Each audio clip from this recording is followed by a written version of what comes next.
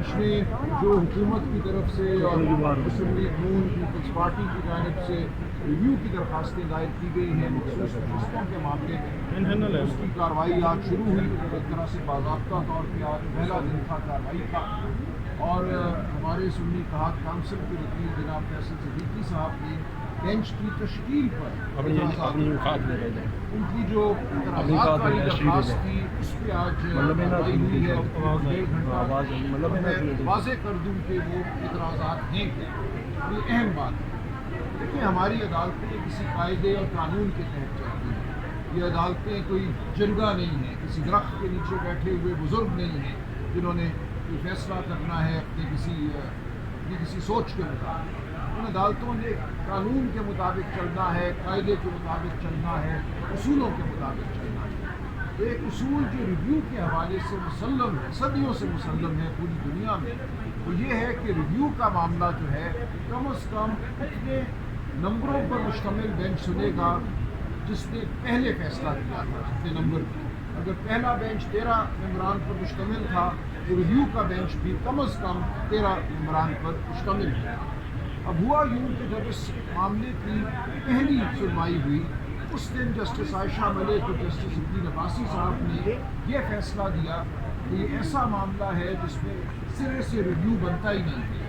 जो फैसला 12 जुलाई 2024 का है वो मुफस्सल फैसला है, उस फैसले के बाद कोई गुंजाइश नहीं है कि रिव्यू किया जाए। लिहाजा उन्होंने नोटिस भी जारी करने से इनकार कर दिया। उसके बाद ये किया गया कि बेंच की तश्कील 9 हुई और 13 मेंबर बेंच को 11 मेंबर बेंच में तब्दील कर दिया गया। तो फैसल सिद्दीकी साहब सुन्नी इत्तेहाद काउंसिल की जानिब से ये एतराज़ था कि रिव्यू पिटिशन कम अज़ कम 13 जजों ने सुननी है। ये नहीं हो सकता कि आप 11 मेंबरों पर मुश्तमिल बेंच के ज़रिए एक 13 मेंबर बेंच के फैसले को रिव्यू करवाएँ, उसको रद्द करवाएँ या उसकी तौसीक करवाएँ। कम अज़ कम 13 जज साहिबान पर मुश्तमिल रिव्यू बेंच ज़रूरी है। ये आइन का तकाज़ा है, आइनी कन्वेंशंस का तकाज़ा है। सदियों से जो उसूल तमाम दुनिया में माने गए हैं, जो हमारी सुप्रीम कोर्ट ने माजी में माने हैं, उनका तकाज़ा है कि 13 मेंबरान पर मुश्तमिल रिव्यू बेंच। अब यहाँ सूरत हाल इस वक्त ये है कि सुप्रीम कोर्ट में कॉन्स्टिट्यूशनल बेंच के 15 जज साहिबान हैं। ये मामला चूँकि कॉन्स्टिट्यूशनल बेंच आइनी बेंच को सुनना है, तो इस मामले के लिए अगर 13 जज मुकर्रर किए जाने हैं तो वो इन्हीं 15 में से होंगे या 2 नए जज मुकर्रर किए जाएंगे। अब इन 15 जज साहिबान की सूरत हाल ये है कि 2 जज साहिबान वो हैं जिन्होंने पेशावर हाई कोर्ट में फैसला किया था।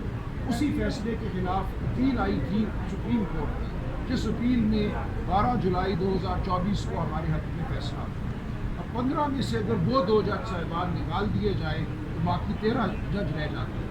उन 13 में से जस्टिस आयशा मलिक और जस्टिस उद्दीन अब्बासी साहब को बेंच से अलहदा कर दिया गया है। लिहाजा ये 11 मेंबर बेंच रह गया है। हमारी इस्तदा ये है कि अब आप मामला वापस भेजिए। जो कमेटी है, जुडिशल कमीशन जो है, वो 2 मज़ीद जज साहिबान का तकर्रुर करे आइनी बेंच में। उनके तकर्रुर के बाद जब दोबारा 13 जज साहिबान मुयस्सर होंगे तो वो 13 जज साहिबान इस रिव्यू को सुन पाएंगे। तब तक ये रिव्यू की कार्रवाई आगे नहीं बढ़ सकती। ये इंतहाई अहम मुद्दा है। इसका फैसला इस आइनी बेंच को इब्तदाई तबके के तौर पर करना है कि क्या ये 11 मेंबर बेंच इस कार्रवाई को जारी रख सकता है या जारी नहीं रख सकता। हमारी इस्तदा है कि आपको पहले 2 नए जज साहिबान आइनी बेंच में मुकर्रर करने पड़ेंगे। उसके बाद ये आइनी बेंच जब 13 मेंबर बेंच बन जाएगा तब कार्रवाई शुरू होगी, तब सुनवाई हो सकती है। तो इस मामले का फैसला होना है इब्तदाई उज़्र के तौर पर। अगर ये मामला हमारे हक़ में होता है जिसकी हम तवक्को रखते हैं आइन की बुनियाद पे, आइनी जो हमारी जो रिवायात हैं उनकी बुनियाद पे, तो फिर इस बेंच को मुंतशिर होना पड़ेगा, इंतज़ार करना पड़ेगा कि 2 नए जज साहिबान आइनी बेंच में मुकर्रर हों। जब वो मुकर्रर हो जाएंगे तो फिर असर नौ कार्रवाई शुरू की जाएगी। तो ये आज की कार्रवाई का हासिल है जो आज बहस की गई। आज की बहस अहम इसलिए है कि देखिए, हम जानते हैं हुकूमत और ताकतवर तबके क्या चाहते हैं। वो ये चाहते हैं कि जो फैसला हुआ 12 जुलाई 2024 को 8-5 की अक्सरियत से, उस फैसले को रद्द किया जाए। फैसला क्या था? वो फैसला ये था کہ پاکستان تحریک انصاف پاکستان کی سب سے بڑی سیاسی جماعت ہے. پاکستان تحریک انصاف کو 8 فروری 2024 کے الیکشن سے بطور جماعت غیر آئینی غیر قانونی طور پہ باہر رکھا گیا. الیکشن کمیشن نے غیر آئینی فیصلے کیے.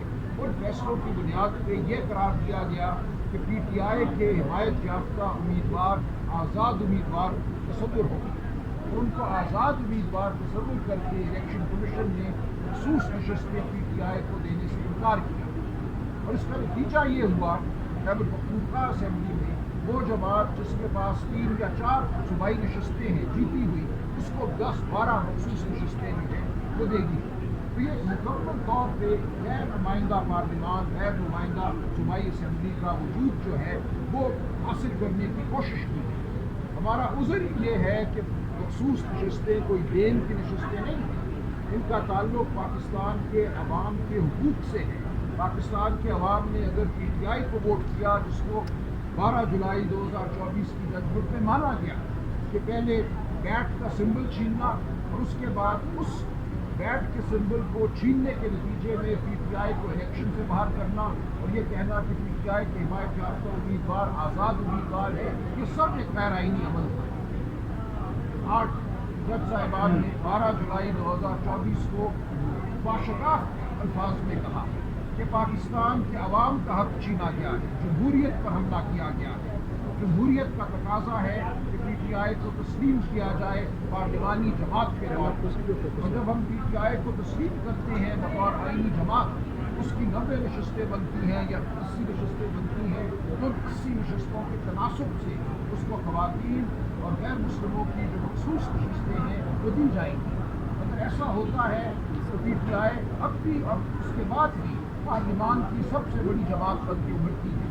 اور جو ان کی خواہش ہے کہ 27ویں ترمیم بھی کریں 28ویں ترمیم بھی کریں آئین کی روح پر مزید حملے کریں، وہ خواہش جو ہے پوری کرنا بہت مشکل ہو جائے گی. ان کو ایک بار پھر اغواکاری کا سہارا لینا پڑے گا، لوگوں کی ماں بہنوں بیٹیوں کو اٹھانا پڑے گا.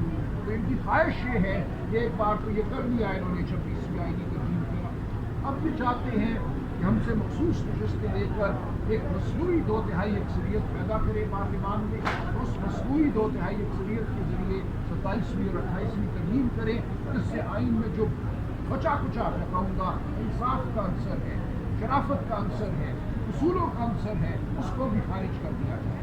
تو یہ معاملہ پاکستان کی آئینی تاریخ اور آئینی مستقبل کے حوالے سے اہم ترین ہے.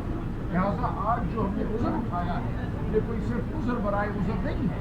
اس کا مقصد یہ ہے کہ جو پاکستان کے آئین کی جانب پیش قدمی ہے، جو حملہ پاکستان کے آئین پر کرنا مقصود ہے، اس حملے کو مسوا کیا جائے. آپ سب